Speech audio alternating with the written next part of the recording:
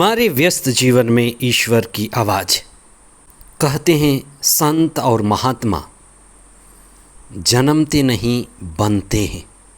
संतों का संघर्षपूर्ण जीवन और अंत में लोग उनको जो उपाधि देते हैं, सम्मान देते हैं या गौरव देते हैं, वह उनकी चेतना को और ऊंचे बोध को दर्शाता है।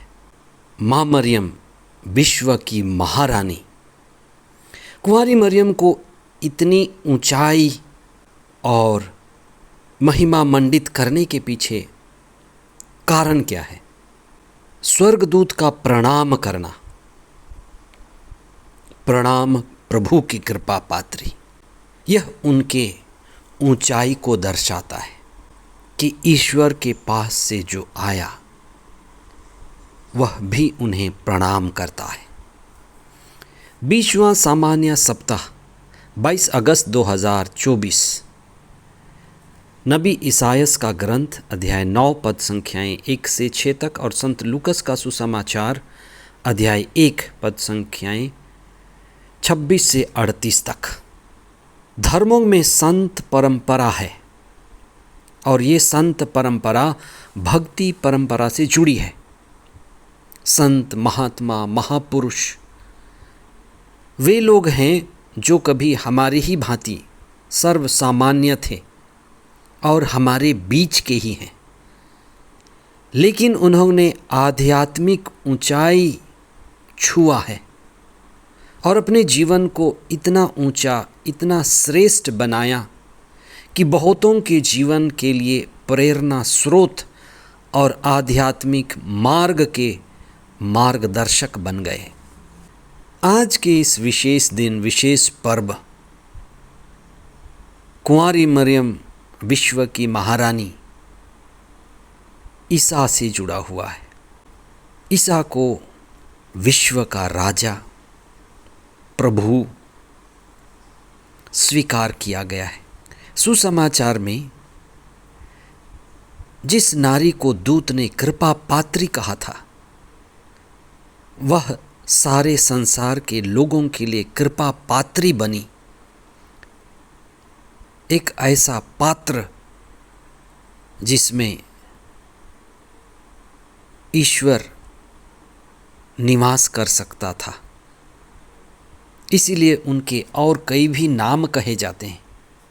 सियोन की पुत्री, दाऊद का गढ़, सुनैले घर, ये उपमा है, अलंकार हैं जिसे हमें समझने की ज़रूरत है। आपने संतों की, महात्माओं की पवित्र छवि, चित्र, आकृति या मूर्ति देखी होगी। ये हमारे लिए क्यों दिए जाते हैं? ये हमारे लिए इसलिए दिए जाते हैं कि हम इनको देखें और इनकी विनम्रता को देखें, अहंकार रहित होने को देखें और इनकी चेतना को, बोध की ऊंचाई को देखें। इनकी चेतना, इनका बोध ऊंचे पर्वत की तरह है। इसलिए आध्यात्म में महाराजा या महारानी, इसका अर्थ है बहुत ऊंची चेतना, जागा हुआ व्यक्ति, बोधवान। कुंवारी मरियम का भक्तिमय गीत अपने आप में एक आध्यात्मिक क्रांति है और वो ये अनुभव करती हैं कि ईश्वर ने उन्हें चुना है और स्वयं उनके जीवन में आकर सारे संसार को कृपा दी है। वे कृपा की माध्यम बन गई हैं। उनका आत्मापूर्ण जीवन और आत्मापूर्ण गीत गाना सभी गीतों में महान है। इसलिए आज आप इस पर विशेष चिंतन करें कि मेरी चेतना कहाँ है। कुछ लोगों की चेतना बहुत नीचे हो सकती है, धन में, ज़मीन में, शरीर में, संसार में। वहीं संत, महात्मा